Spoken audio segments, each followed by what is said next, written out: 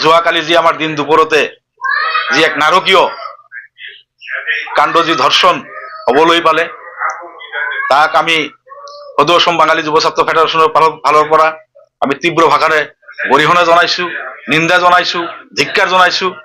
লগতে আমাৰ প্ৰশাসনক আমি দাবী জনাইছো যে এই দোষীজনক উচিত তদন্ত কৰি কঠোৰভাৱে ফাষ্ট ট্ৰেকৰ মাধ্যমত শাস্তি বিহাৰ বাবে।